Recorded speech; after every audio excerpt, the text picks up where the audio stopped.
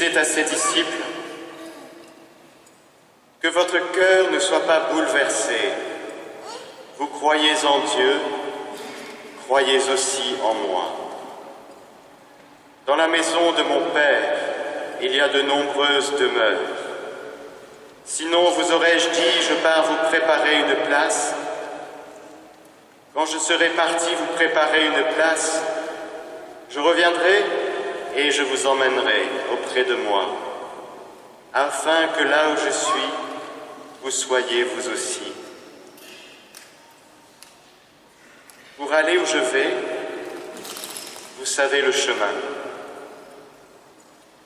Thomas lui dit, « Seigneur, nous ne savons pas où tu vas. Comment pourrions-nous savoir le chemin ?» Jésus lui répond, « Moi, je suis le chemin, la vérité et la vie. Personne ne va vers le Père sans passer par moi. Puisque vous me connaissez, vous connaîtrez aussi mon Père. Et maintenant vous le connaissez et vous l'avez vu. » Philippe lui dit, « Seigneur, montre-nous le Père, cela nous suffit. » Jésus lui répond, « Il y a si longtemps que je suis avec vous, et tu ne me connais pas, Philippe. Celui qui m'a vu a vu le Père. Comment peux-tu dire, montre-nous le Père? Tu ne crois donc pas que je suis dans le Père et que le Père est en moi? Les paroles que je vous dis, je ne les dis pas de moi-même. Le Père qui demeure en moi fait ses propres œuvres. Croyez-moi, je suis dans le Père et le Père est en moi. Si vous ne me croyez pas, croyez du moins à cause des œuvres elles-mêmes. Amen, amen, je vous le dis, celui qui croit en moi fera les œuvres que je fais, il en fera même de plus grandes, parce que je pars vers le Père. Acclamons la parole de Dieu.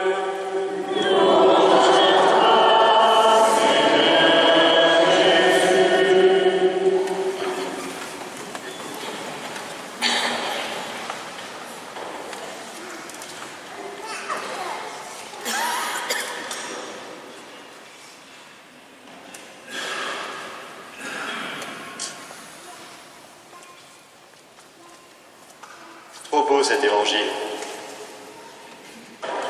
C'est très beau et très enseignant, et à travers cette parole que nous entendons aujourd'hui, je pense qu'il y a une étape à franchir, un palier à franchir dans notre vie. Le même palier qu'a dû franchir Thomas et Philippe.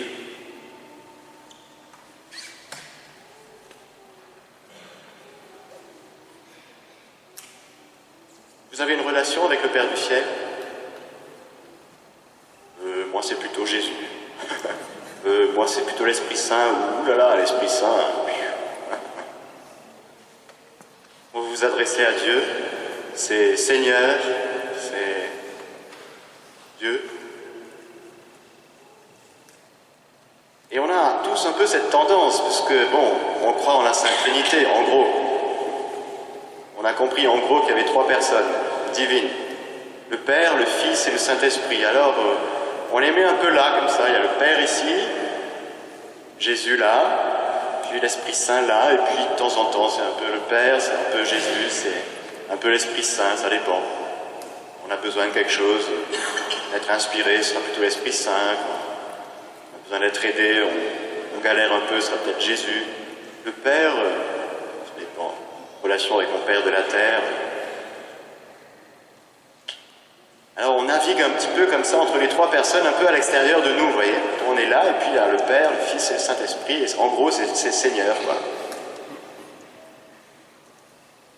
Et c'est un peu comme ça que Thomas vit les choses, que Philippe aussi. Ils ont devant eux Jésus. Ah, ils l'ont vu, ça fait si longtemps que tu es avec moi.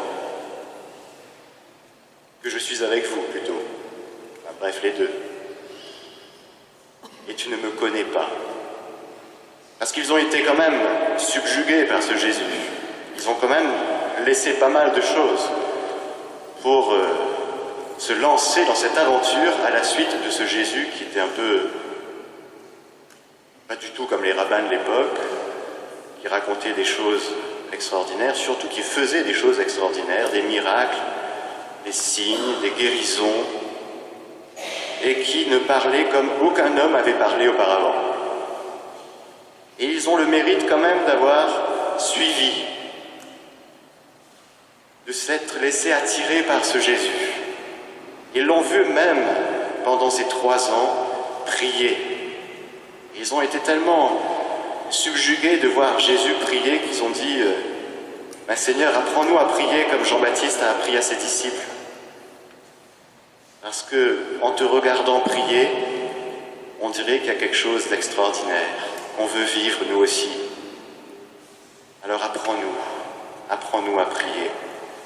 Et Jésus leur a appris cette prière qui jaillit sans cesse de son cœur et dans laquelle il nous invite à rentrer. Quand vous priez, dites « Notre Père ». Alors ils ont commencé à balbutier quand même quelques petites choses en présence de Jésus. Ils ont compris qu'il y avait le Père, puisque Jésus n'a parlé que du Père. Pendant 3 ans, il n'y avait que ce mot à la bouche, parce qu'il n'y avait que ce nom dans son cœur.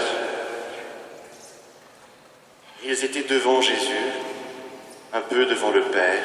Ça restait un peu mystérieux quand même. L'Esprit Saint, Jésus en a parlé un peu quand même, mais ça restait un peu mystérieux tout ça.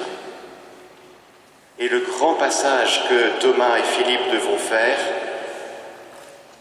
ce sera de passer de Jésus devant eux, ce Jésus extraordinaire, ce Jésus qui guérit, ce Jésus qui fait des choses magnifiques, qui parle comme personne n'a parlé, ce Jésus qui les aime et qu'ils aiment. Il faudra passer de ce Jésus devant eux à Jésus en eux. Et oui, ça c'est le grand passage. Parce que tant que le Père, le Fils et le Saint-Esprit sont un peu devant nous, on navigue un peu. Un petit peu du Père, un petit peu du Fils, un petit peu du Saint-Esprit. Mais ce grand passage que le Seigneur va opérer par sa mort et sa résurrection, surtout par la Pentecôte, ils ne devront pas regarder à l'extérieur d'eux, derrière les nuages, comme il s'en va à l'ascension. Ils devront découvrir que Dieu est en eux. Le Père est en eux, Jésus est en eux, l'Esprit Saint est en eux. Ça s'appelle la foi. Le Seigneur est avec toi, le Seigneur est en toi. Il n'y a plus besoin d'essayer de se rapprocher de Dieu comme dans l'Ancienne Alliance. Il fallait aller dans le temple, il fallait faire les fêtes de pèlerinage, il fallait sacrifier les animaux pour essayer de s'approcher de Dieu qui avait donné les commandements sur lesquels il fallait s'aligner, sur lesquels personne n'arrivait à s'aligner d'ailleurs.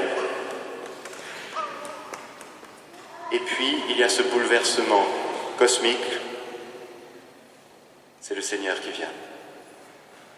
Le Seigneur est avec toi.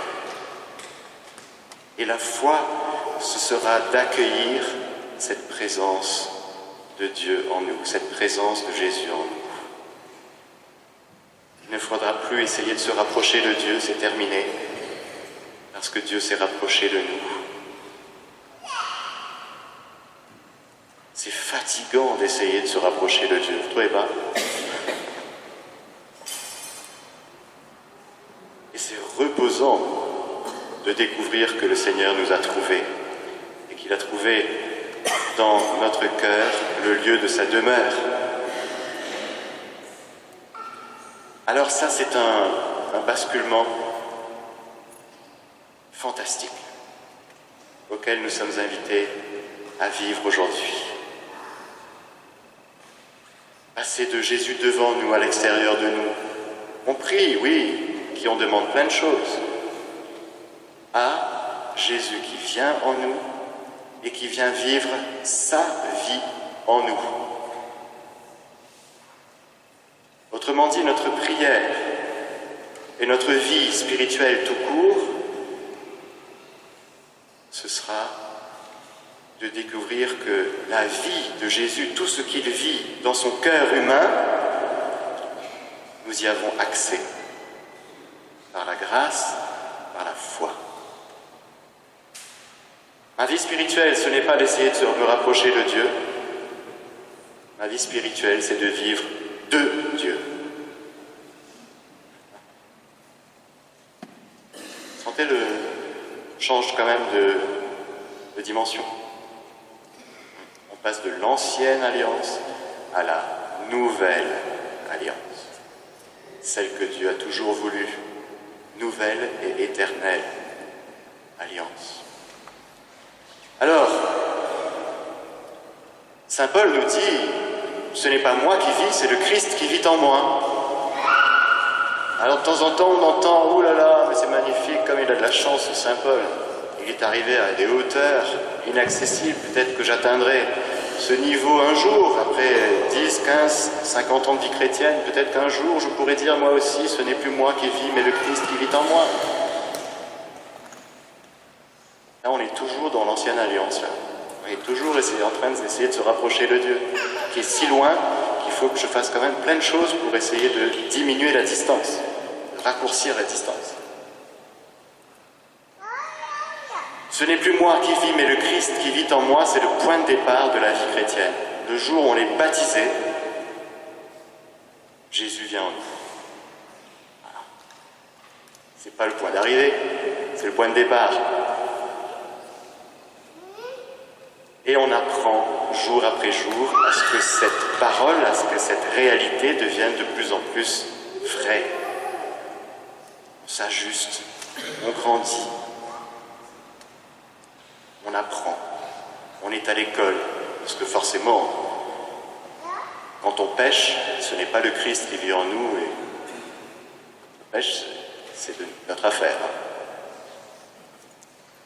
Un jour, une dame qui est venue se confesser avec moi, qui m'a dit, je demande pardon parce que Jésus et moi, nous avons péché. Bon, je l'ai arrêté tout de suite. Je dis, non. C'est de votre propre chef, madame.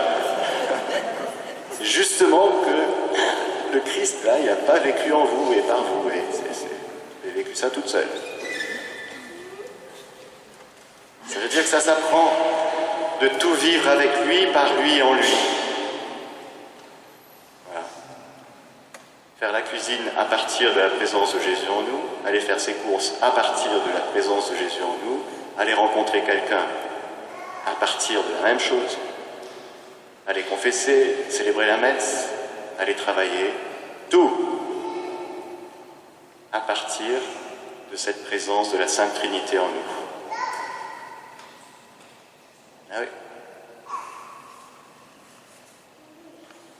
Et de découvrir à ce moment-là que,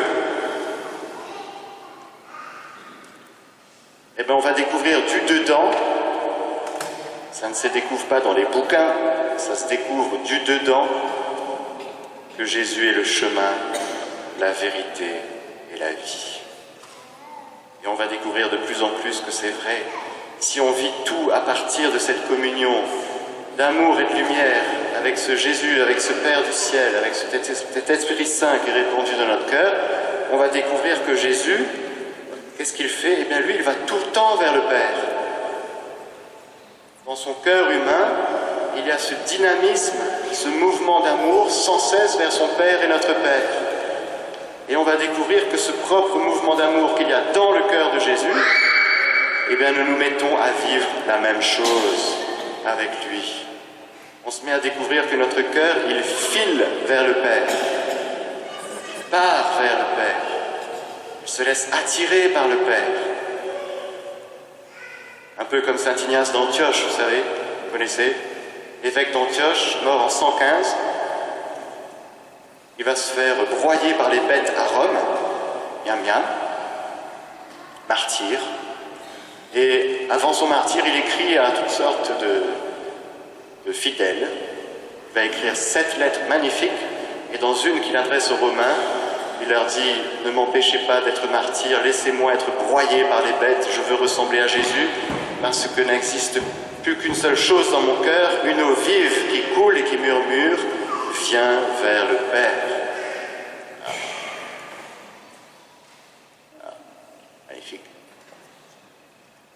Alors est-ce qu'il y a cette eau vive qui coule et qui murmure dans nos cœurs, viens vers le Père? Si oui, ça veut dire que la vie de Jésus a commencé à prendre. Voilà. Sinon, c'est que peut-être qu'on est un peu extérieur encore à tout ça. On a été baptisé, mais le baptême, c'est une immersion. Hein. Il s'agit bel et bien d'être immergé dans la vie du Père, du Fils et du Saint-Esprit pour que ces 3 personnes divines et surtout cette vie qu'il y a entre le Père, le Fils et le Saint-Esprit, ce ne soit pas que pour les mystiques et les théologiens, qu'on se sente directement et chacun de nous concerné. C'est notre vie.